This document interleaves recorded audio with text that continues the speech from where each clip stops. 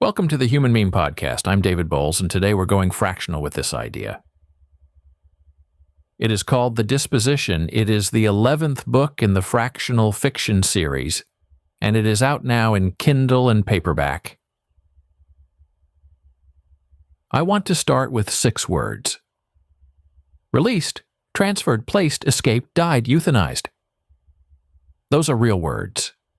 They are the actual vocabulary of wildlife rehabilitation records in this country. If you find an injured owl on your road tonight and drive it to a permitted facility, that owl becomes a line in a ledger, and when its story ends, somebody with a pen chooses one of those 6 words and writes it in a column headed Disposition. One word.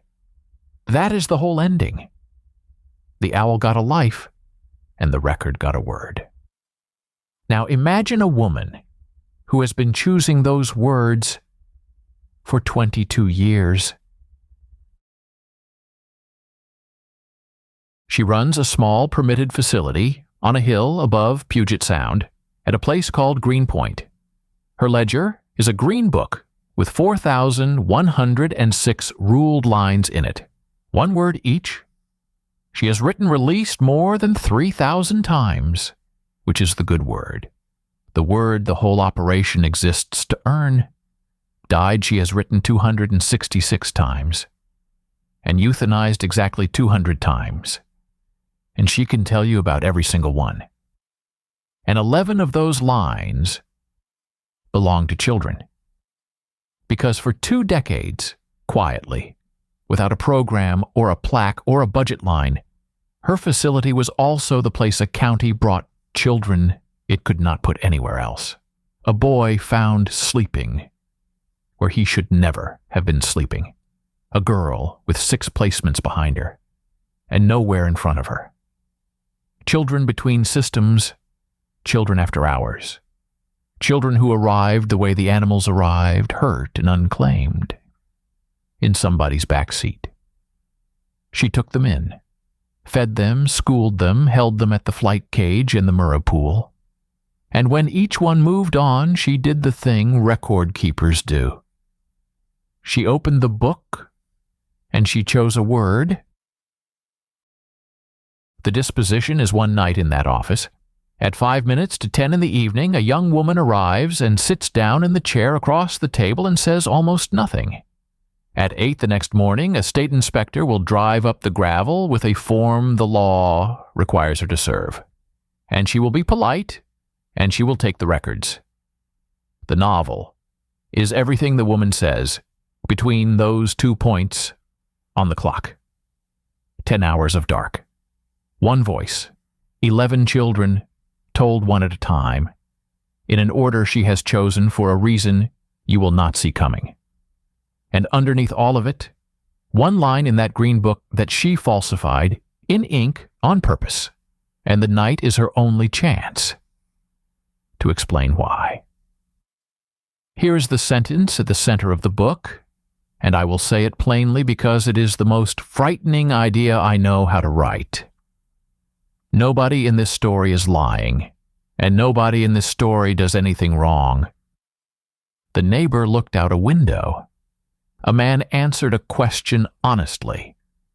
The inspector will serve her form at the correct speed. Every person in the chain behaves correctly, competently, at the pace the procedure requires, and a child died anyway, and a government record is false anyway. We love stories with villains because villains are a comfort.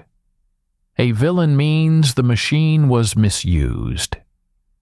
This book is about what the machine does when every operator is decent. Fractional fiction, for those of you new to the series, is a discipline as much as a name.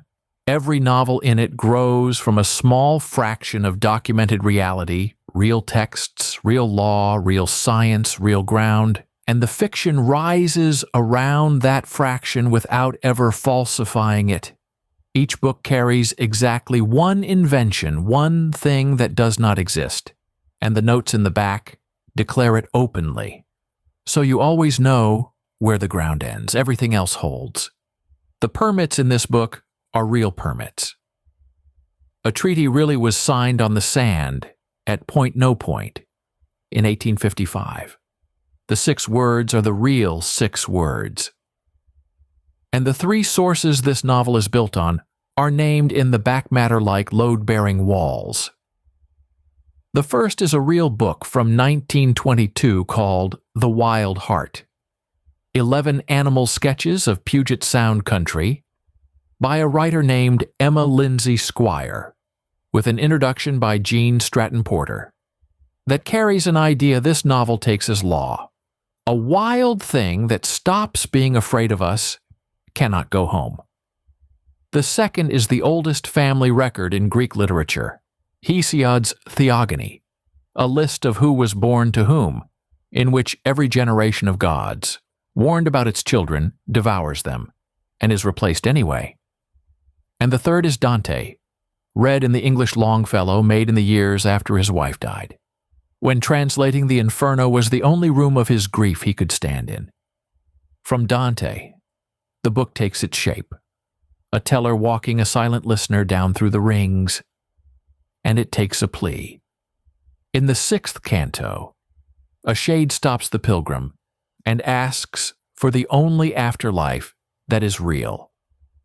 When you are back in the sweet world, carry me into the minds of other people. That plea is why I wrote this book, because here is the part that is about you, which is what this show is for. Somewhere, right now, you are a line in a ledger. A school kept one on you, a hospital keeps one. So does a county, an insurer, an employer, a platform. Somebody's column has already summarized you in a word, and the word is accurate, and the word is nothing. And both of those things are true at once. The Disposition is a novel about the distance between a life and its line, told by the one record keeper honest enough to measure that distance out loud, all night, while the clock runs. It is out now. The Kindle edition and the paperback are both live, and everything, including questions for reading groups, is at bowlesbooks.com. It is 98,000 words. It takes place over one night, and it stands alone. You do not need the other 10 books to walk into this office. 4,106 ruled lines, 6 words, 11 children, and in a green book on a table above the tide, 1 line that is still blank. Come find out whose it is. For the Human Meme Podcast, I'm David Bowles, wishing you a wonderful evening and a wondrous tomorrow. Thanks for listening. Be a human meme.